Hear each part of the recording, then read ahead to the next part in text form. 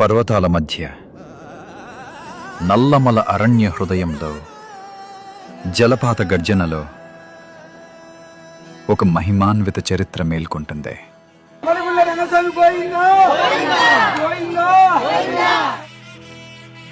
2 సంవత్సరాల క్రితము సంతానం లేక పెళ్ళయి 7 సంవత్సరాలైనా సంతానం లేదని చెప్పేసి స్వామి దగ్గరికి వచ్చారు. నన్ను కొలుచుకుంటే నీకు అమర సంతానం ఇస్తానని చెప్పి స్వామి ఆ రోజు వాగ్దానం చేసిండు. ఆ చేసిన ప్రకారము ఆ నెలలను పండు నిలబడి 2 అమర పిల్లలు పుట్టిండు. ఆనందంగా ఆ స్వామికి ఈరోజు అగ్గిసేవ చేసుకొని వస్తున్నారు వీళ్ళు.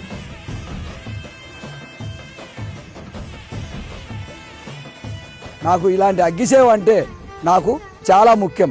మీరు ఎంత అగ్గిసేవ చేస్తే నేను అంత పవిత్రంగా ఉంటా. ఎవరైనా వచ్చి మీకు సంతానం అయిన తర్వాతనే నాకు అగ్గిసేవ చేయండి, మీకు ఉద్యోగం వచ్చిన తర్వాతనే నాకు అగ్గిసేవ చేయండి.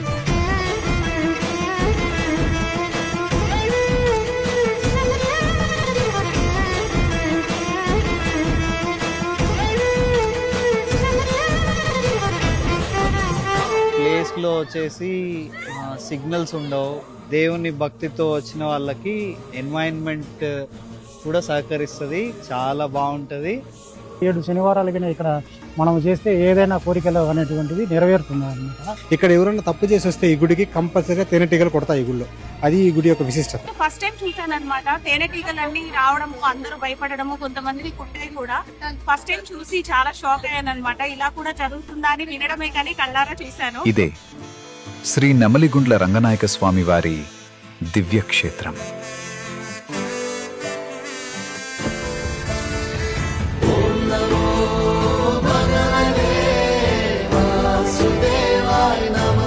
ఇక్కడ మనస్ఫూర్తిగా నమ్మకంగా స్వామివారిని నమ్మి కోరిన కోరికలన్నీ ఖచ్చితంగా నెరవేరుతాయి.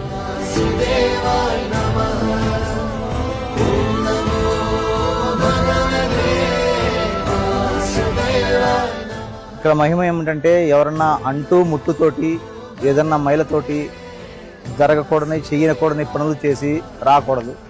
వస్తే ఖచ్చితంగా తేనెటీగలు ఆయన రూపంలో వచ్చి వారిని నివారిస్తాను. కానీ ఇక్కడికి వచ్చి ఖచ్చితంగా మనస్ఫూర్తిగా మీకు కావాల్సిన కోరికలు కోరుకుంటే ఖచ్చితంగా నెరవేరుతుందని మేము గత 18 సంవత్సరాలుగా ప్రతి సంవత్సరం వస్తున్నాము. మాకు నెరవేరినవి ఆయన దయ వల్లే మేము బాగున్నామని మా నమ్మకం. ఇవి కథలు కాదు, ఈ క్షేత్రం మహిమకు సాక్ష్యాలు, భక్తుల అనుభవాలు ఈ క్షేత్ర మహిమను చెబుతున్నాయి. కానీ ఈ పవిత్ర స్థలం వెనుక ఉన్న అసలు చరిత్ర ఇంకా లోతైనది. ఆ మహిమాన్విత చరిత్రను ఇప్పుడు మనకు తెలియజేయబోతున్నారు ఈ ఆలయ ప్రధాన అర్చకులు శ్రీ నెమలిగుండ్ల రంగనాయక్ స్వామి ఆలయ చరిత్ర. సాక్షాత్తు శ్రీ మహావిష్ణువు శ్రీ నెమలిగుండ్ల రంగనాయక స్వామిగా భక్తులకు దర్శనమిస్తున్న మహిమాన్విత దివ్యక్షేత్రం. జై శ్రీమన్నారాయణ. శ్రీ నెమలిగుండ్ల రంగనాయక స్వామి వారి క్షేత్రం చాలా పురాతనమైనది.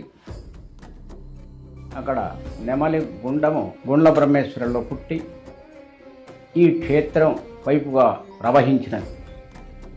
మయూర మహర్షుల వారు తపస్సు చేసుకుని ఉండేవారు. మయూర మహర్షి అంటే నెమలి ఆకారంతో ఉంటాడు.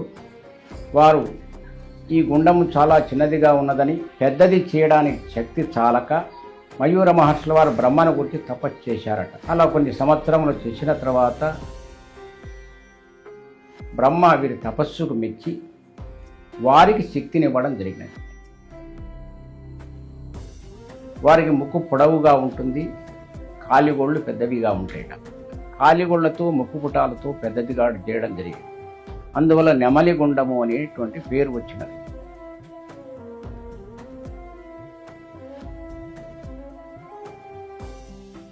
ఇక్కడ భక్తుల నమ్మకం ప్రకారం పిల్లలు లేని దంపతులు భక్తితో ఈ క్షేత్రానికి వచ్చి స్వామివారికి నమ్మకంతో మొక్కుకుంటే వారికి సంతానం లభిస్తుందని చాలామంది అనుభవంగా చెప్తున్నారు. ఇది కేవలం భక్తుల నమ్మకం మాత్రమే కాదు, ఈ క్షేత్రానికి సంబంధించిన ఒక ప్రాచీన చరిత్ర ఉంది. స్వామివారి యొక్క ఇక్కడ కొంత దూరంలో చెంచుగూడాలు ఉండేటువంటి పూర్వము. ఆ చెంచుగూడాలలో బయన్న బయక్క అనేటువంటి ఇద్దరు దంపతులు ఉంటే వారికి సంతానం కోసము తిరుగుతూ ఉన్నటువంటి సమయంలో మయూర మహర్షి వారు వారికి కనిపించడము, వారిద్దరికీ చెప్తాడు ఇక్కడ రంగనాయక స్వామి దగ్గర తపస్సు చేసుకోమని చెప్పడంతో మయూర మహర్షి వారు ఆ స్వామివారి యొక్క అనుగ్రహంతో ఆ బయ్యక్క కొంతకాలం తర్వాత గర్భవతి, ఆమె నవమాసాలు పూర్తయిన తర్వాత ఒక అమ్మాయికి జన్మనిస్తుంది. ఆ అమ్మాయి పేరు లక్ష్మీదేవి అనేటువంటి నామకరణం చేస్తారు. అల్లారు ముద్దుగా పెంచుకుంటున్నటువంటి వారిద్దరికీ కొంతకాలానికి ఆ అమ్మాయికి వివాహానికి యుక్త వయసు వచ్చిన తర్వాత చెంచుగూడాల యొక్క సాంప్రదాయం ప్రకారం వివాహం జరిపించాలనేటువంటి సత్సంకల్పంతో వారి పెద్దలందరూ, ఆ గూడెం పెద్దలందరూ నిర్ణయించడంతో ఆ లక్ష్మీదేవి శ్రీ రంగనాయక స్వామిని తప్ప నేను ఎవరిని వివాహం ఆడను అని అక్కడి నుంచి ఆ గూడాల నుంచి బయటికి రావడం జరుగుతుంది. మయూర మహర్షి వారిని సంప్రదించడంతో తదుపరి మహర్షుల వారు ఆ చెంచుకన్య ఇద్దరు కలిసి ఘోరమైనటువంటి తపస్సు చేసినారని, చేసిన తర్వాత కొన్ని వందల సంవత్సరాలకు ఆమె తపస్సుకు మెచ్చి శ్రీమన్నారాయణమూర్తి అయినా పరీక్షింపదలచి చెంచువాడి అవతారంలో ఆమెను పరీక్షింపజేసిన తర్వాత తదుపరి విష్ణుమూర్తి అవతారంలో దర్శనం ఇవ్వడం జరిగింది.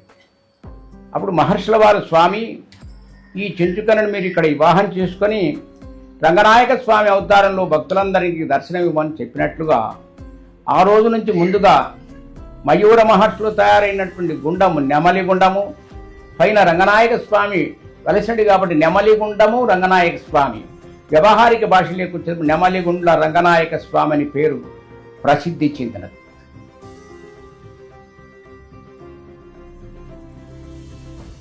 చైత్రశుద్ధ పౌర్ణమి రోజు అనగా ఏప్రిల్ 2వ తారీఖు, 3వ తారీఖు, 4వ తారీఖు, 5వ తారీఖు 4 రోజులు శ్రీ స్వామివారి బ్రహ్మోత్సవాలు అత్యంత వైభవంగా జరుగుతున్నాయి. ఇది 32వ బ్రహ్మోత్సవం. 2వ తారీఖు అంకురార్పణతో ప్రారంభమవుతున్నది. 3వ తారీఖు స్వామివారి కళ్యాణం. 4వ తారీఖు స్వామివారికి కళ్యాణమూర్తుల్ని గుండం దగ్గర తెప్పోత్సవం అత్యంత వైభవంగా జరుగుతుంది. సాయంత్రం స్వామివారిని దివ్య రథోత్సవం అత్యంత వైభవంగా జరుగుతుంది. 5వ తారీఖు ఉదయం 9 గంటలకు స్వామివారికి చక్ర స్నానంతో ఈ యొక్క బ్రహ్మోత్సవాల యొక్క కార్యక్రమాలన్నీ ముగుస్తాయి. మనందరము మన ఇలవేల్పైనటువంటి నెమలిగుండ్ల రంగనాయక స్వామి వారిని అందరము కలిసి దర్శించుకొని స్వామివారి యొక్క అనుగ్రహం పొంది ఈ యొక్క బ్రహ్మోత్సవాలను విజయవంతం చేయవలసిందిగా కోరుతున్నాను. కేవలం శనివారం రోజుల్లో మాత్రమే భక్తుల అందుబాటులో ఉండి ఎటువంటి కల్మషం లేకుండా స్వామిని వేడుకున్న భక్తుల కోరికలను తీర్చే శ్రీ నెమలిగుండ్ల రంగనాయక స్వామి దర్శనం ఎంతో పవిత్రమైనది, ఎంతో విశిష్టమైనది.